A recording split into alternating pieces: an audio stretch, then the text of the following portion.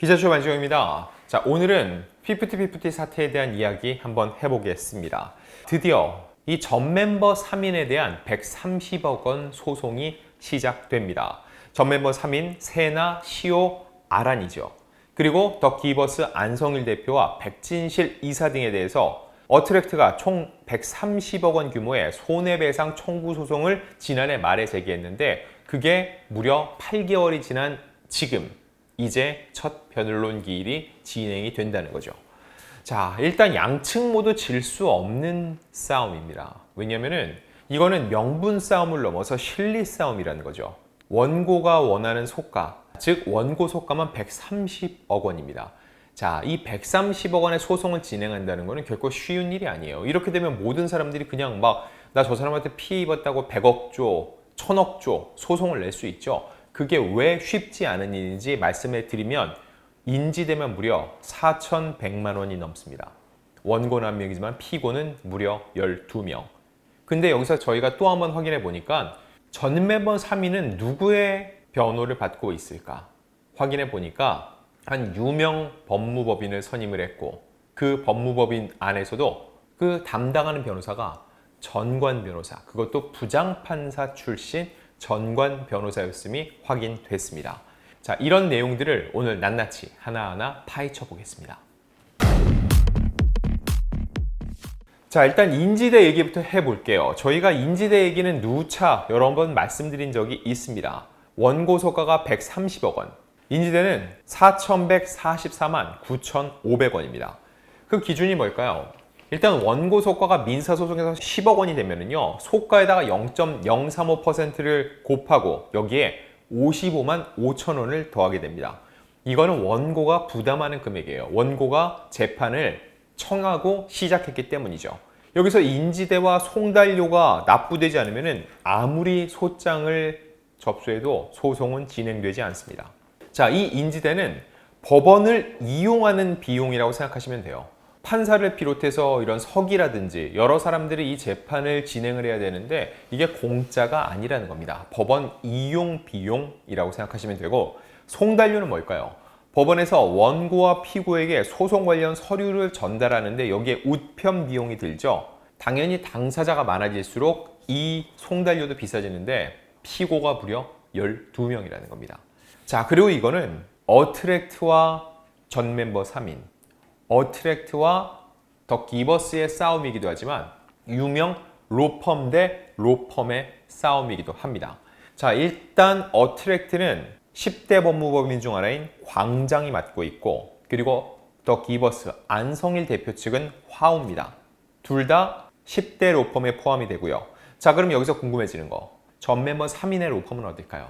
원래는 법무법인 바른이었죠. 앞서서 전속계약 효력정지 가처분 신청, 그리고 전홍준 대표를 향해서 어떠한 문제를 제기했을 때 이거 관련해서도 모두 바른이 담당했는데 이건 모두 기각이 됐습니다.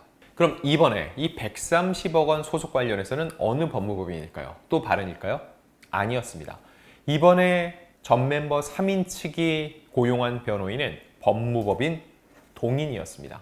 자, 정리할게요.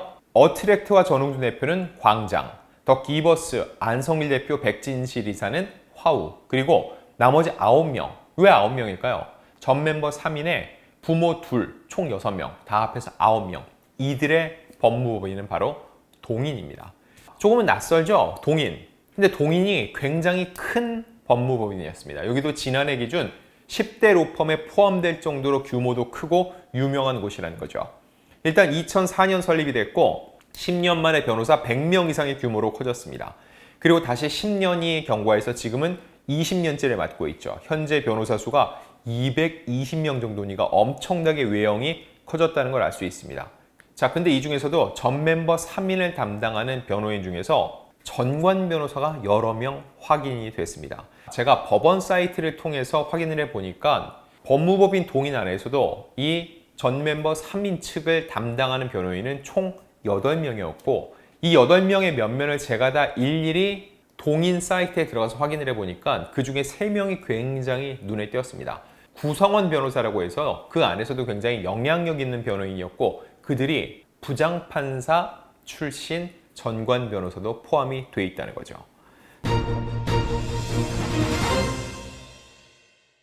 먼저 김모 변호사입니다. 이 김모 변호사는 수원지법 성남지원 판사, 서울중앙지법 판사, 춘천지법 영월지원 판사, 서울중앙지법 판사, 동부지법 판사, 또 중앙지법 판사를 거쳐서 대법원 재판연구관을 거쳤고 창원지법 마산지원에서는 부장판사로 일을 하다가 2017년, 7년 전에 동인에 합류했습니다.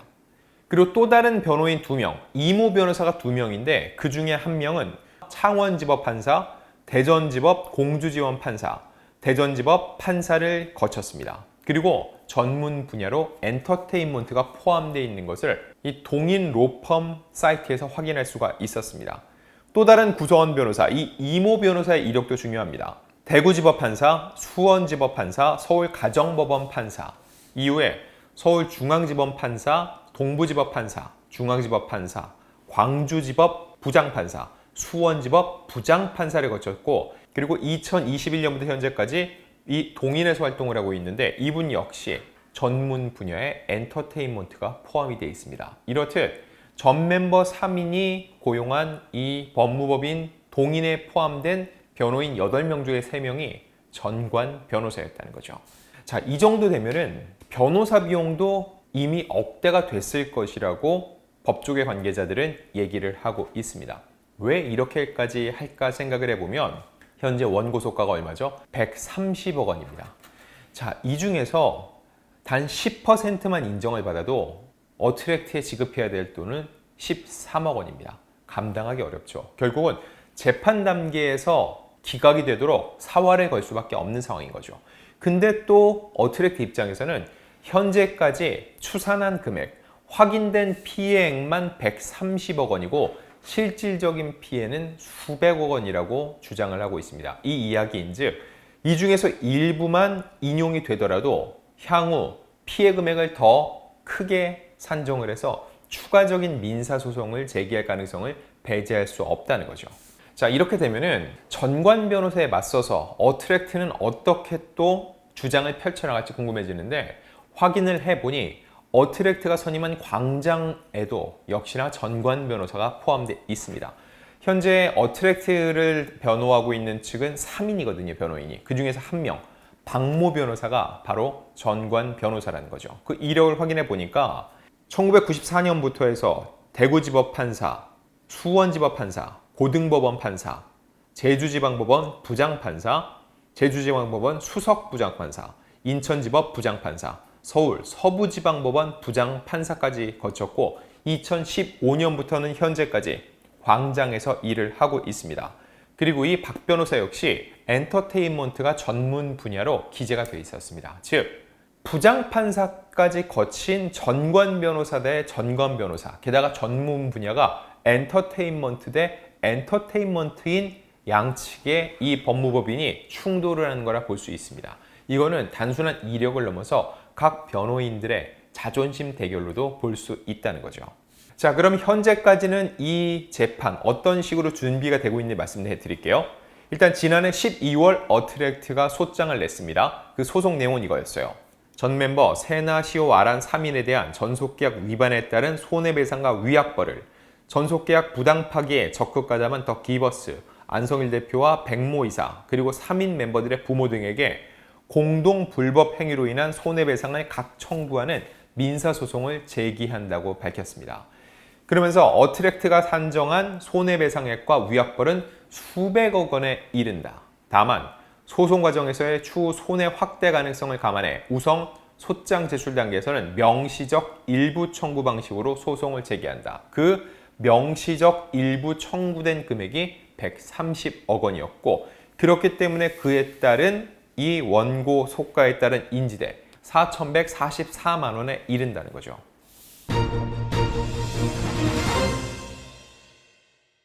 일단 이 사건은 지난 12월 18일 이 법원에 접수가 됐습니다. 그리고 지난 2월 이미 피고 측은 모두 다 답변서를 제출한 상태고요. 그리고 지난 6월 재판부에서 변론기일을 잡았습니다. 그리고 변론기일 통지서를 각 피고인들에게 전달을 했죠. 12월 18일 사건이 접수됐는데 그 원고의 문제제기에 대한 답변서 2개월 동안 준비를 해서 답변을 했고 즉 재판부가 4개월 동안 그 내용을 읽고 확인을 했다는 거죠. 그 이야기인즉 이 사건 내용이 굉장히 방대하고 전문적인 내용이라는 걸 법원도 인지하고 있다는 겁니다. 그리고 그 첫 번째 변론 기일이 오는 8월 29일 오전 10시 30분에 처음으로 열린다는 거죠. 자, 그럼 현재 PPT-PPT는 어떤 상황인지도 추가적으로 말씀드리겠습니다. 일단 키나를 중심으로 5인조로 재편이 됐습니다. 그래서 오는 9월 컴백을 앞두고 있는데 9월 본격적인 컴백이기 때문에 이 앞서서 8월쯤 티저를 공개하고 선공개 곡이 미리 나올 수도 있다고 생각을 합니다. 그렇게 봤을 때 키나를 중심으로 한 PPT 2기는 8월부터 본격적으로 가동이 되는데 정작 전 멤버 3인 같은 경우는 8월 29일부터 이 130억 원을 둘러싼 손해배상 소송이 전개가 된다는 거죠. 참 아이러니한 희비상 곡선이 아닐 수 없고 과연 어떤 형태로 진행이 될지 계속적으로 취재 후에 여러분들께 전달드리겠습니다.